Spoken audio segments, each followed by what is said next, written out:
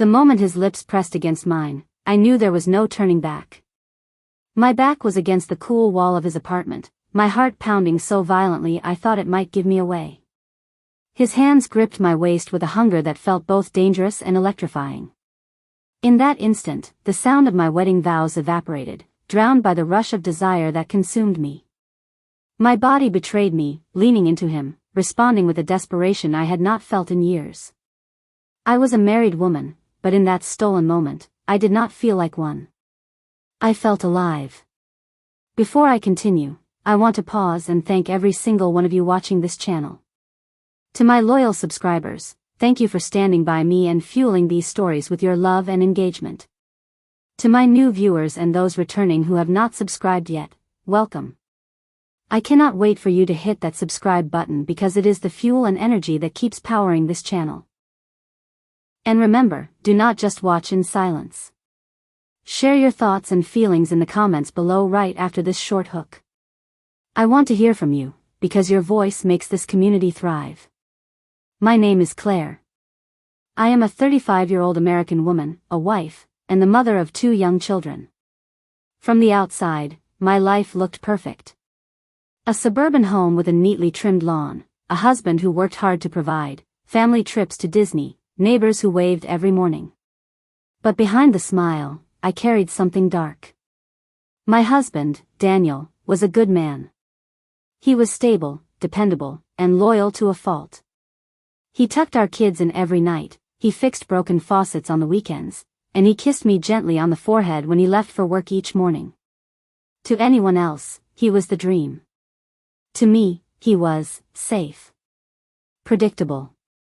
The danger crept in one ordinary Tuesday when I walked into the gym. That was where I met Ryan.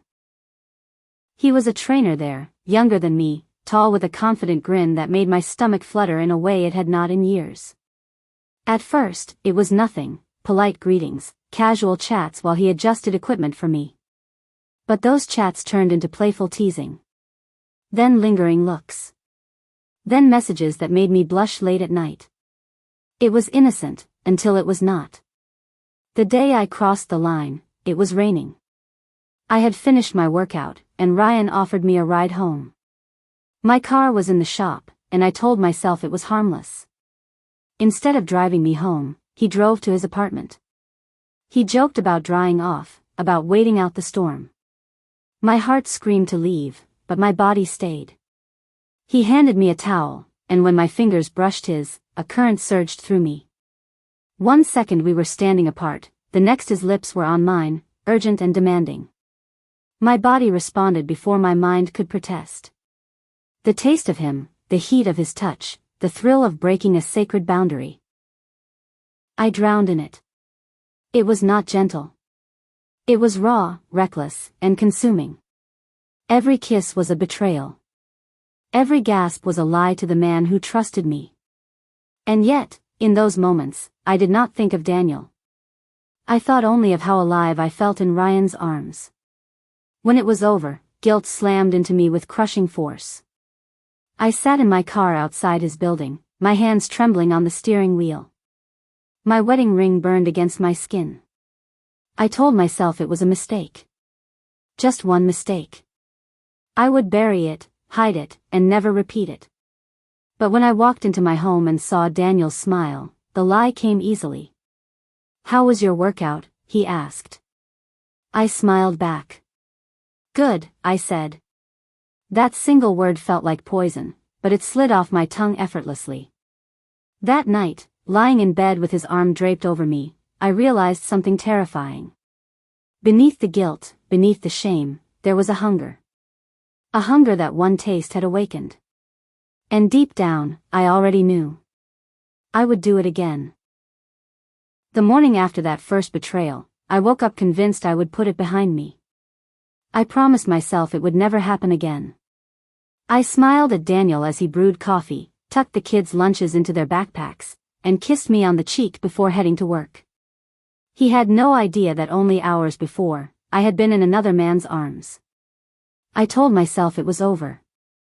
I told myself I was strong enough. But temptation has a way of whispering louder when you try to silence it. Ryan texted me later that day. I cannot stop thinking about last night. My stomach flipped as I read the words. I typed out a response, deleted it, typed again, deleted again. Finally, I just put my phone down. But that night, as I lay next to Daniel, I picked it back up. I answered. That one message turned into another. Then dozens. We shared jokes, secrets, desires that I had not admitted even to myself. Soon, sneaking away to see him became routine. I would tell Daniel I had errands, or that I was running late from the gym. And each time I slipped into Ryan's apartment, my heart raced with the thrill of doing something forbidden. It was no longer about passion. It was an addiction. The way he looked at me with hunger in his eyes, the way his touch set my body on fire, I could not resist it. I felt like a teenager again, reckless and free. But I was not free. I was chained to lies, and every day the chains grew heavier. One afternoon, as I dressed quickly in Ryan's bedroom, my phone buzzed. It was Daniel. Where are you? Dinner is almost ready. My stomach lurched.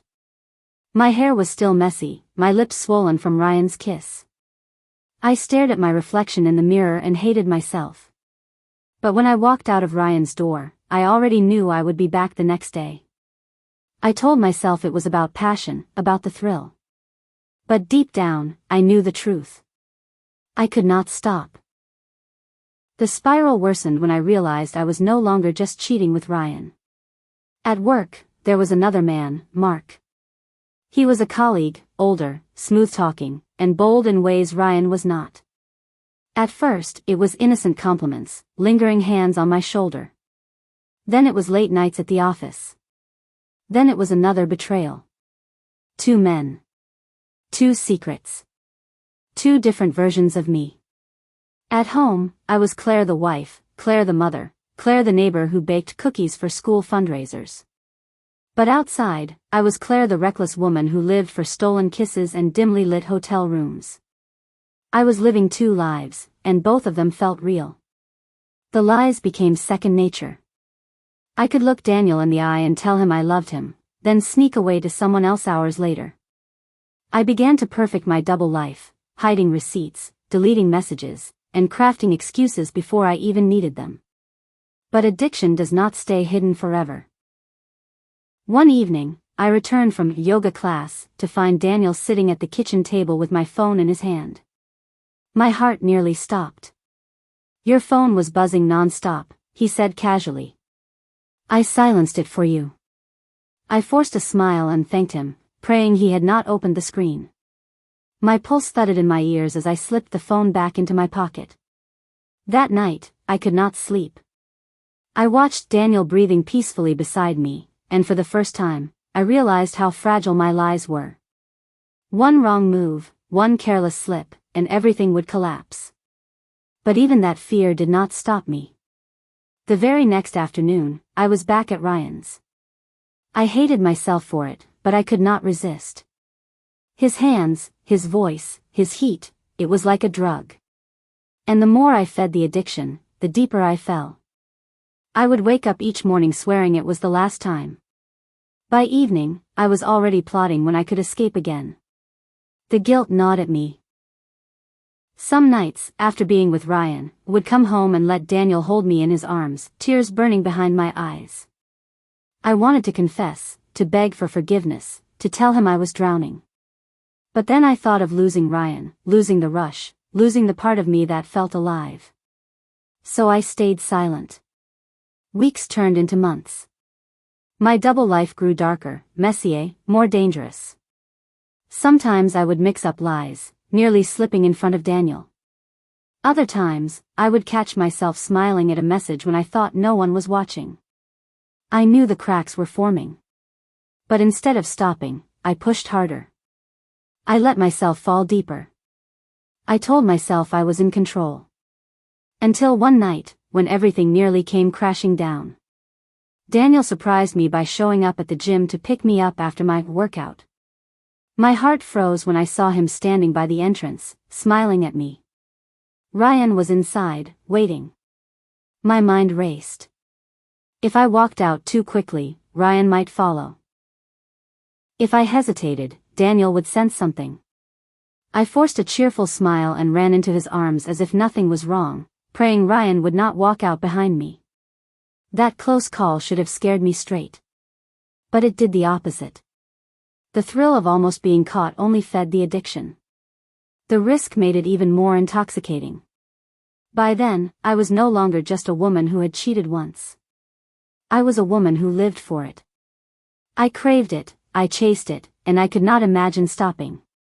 What started as one mistake had become my secret life. And little did I know, it was only a matter of time before the truth exploded, and destroyed everything. There is a saying that the truth always finds its way to the surface. I never wanted to believe it, but the day it happened, I realized how foolish I had been to think I could outrun the consequences of my actions. It was a Saturday afternoon. The kids were at a friend's house, Daniel was grilling burgers in the backyard, and I was in the kitchen pretending to prep salad.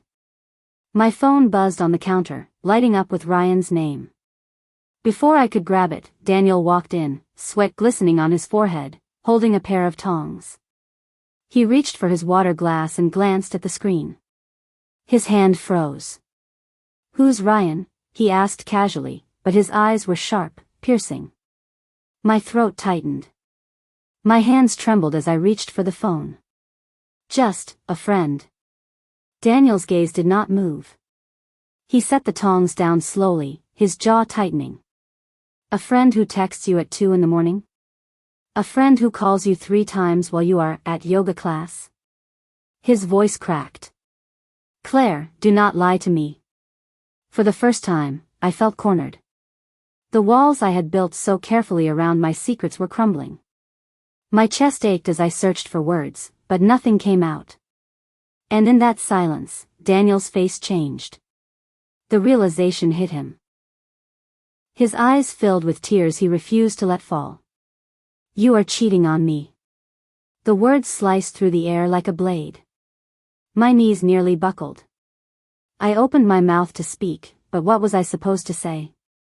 Admit everything? Beg for mercy I knew I did not deserve? He turned away from me, his hands gripping the counter as if it was the only thing holding him up. "How long?" His voice was quiet, broken. My heart pounded so loudly I could barely hear myself whisper, "Months." His shoulders shook. He slammed his fist against the counter, the sound echoing through the kitchen. "Months, Claire? While I was here, cooking for you, loving you, tucking our kids into bed, you were giving yourself to someone else?" The tears spilled down my face. I reached for him, but he pulled back as if my touch burned him. That night was the longest night of my life.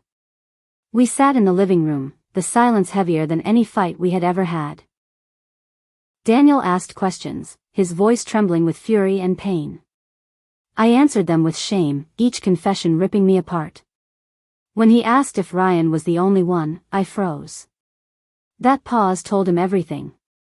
"Another man too?" His voice broke completely. Oh, God. The look on his face is something I will never forget. It was not just anger. It was devastation. It was the look of a man who realized the person he trusted most had become a stranger. For the next week, Daniel barely spoke to me. He went through the motions, work, kids, meals, but the love in his eyes was gone. When he did look at me, it was with disgust, as if he did not recognize the woman in front of him. I begged him to talk to me, to scream, to cry, to do anything but shut me out. But his silence was louder than words. Then came the night he finally broke. We were sitting at the dining table. The kids had gone to bed. The weight of unspoken words filled the air until Daniel finally pushed his plate away and looked straight at me. "I cannot do this anymore," he said. His voice was calm, steady, but his eyes glistened with tears. "I cannot share my life with someone I cannot trust. Every time I look at you, I see them.